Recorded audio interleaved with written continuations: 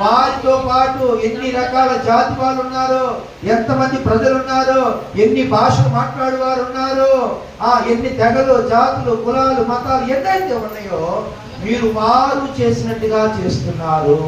వారిలాగా మీరు ప్రవర్తిస్తున్నారు. వారి పద్ధతులు మీరు చేస్తున్నారు. వారు వెళ్ళే స్థలాలకు మీరు వెళ్తున్నారు.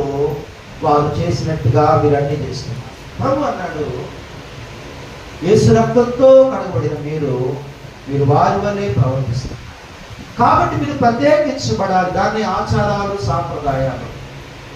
ఆచారాలు సాంప్రదాయాలు చాలా ఉన్నాయి.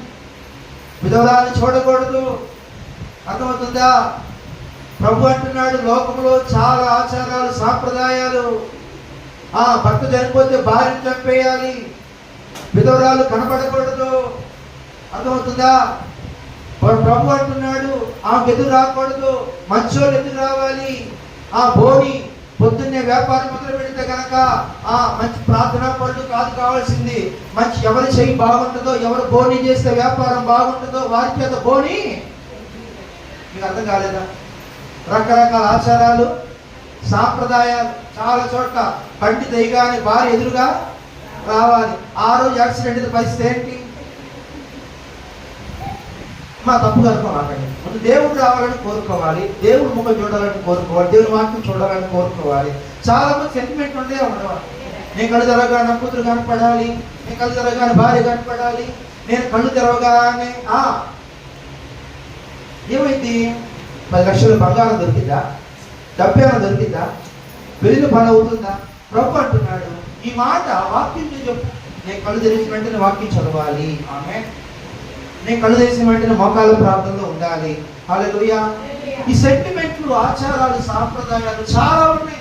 అమావాస్య ఏ పని చేయకూడదు, శుక్రవారం ఎవరికి డబ్బులు ఇవ్వకూడదు, ఏ ప్రయాణం చేయకూడదు, 6 ముందు లైటు వేయకూడదు, చీపురు పెట్టి ఓడకూడదు. రకరకాల ఆచారాలు, సాంప్రదాయాలు ఉండి బైబిల్ ఉండే ఎక్కడ మీకు మాట్లాడండి ఉండేయా?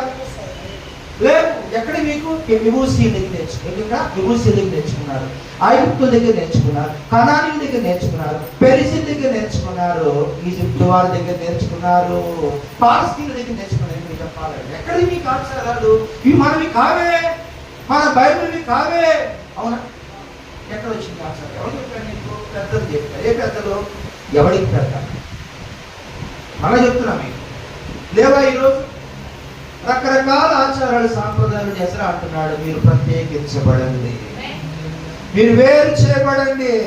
బైబిల్లో లేనివి మీరు పాటించి భక్తి చేస్తున్నాం అనుకోమాకండి దయచేసి. అవి బైబిల్లో రాయబడలేదు. విధవరాన్ని సన్మానించమని చెప్తుంది వాక్యం. విధవరాల్ని సన్మానించమంది. మనం చేదరించుకుంటాం.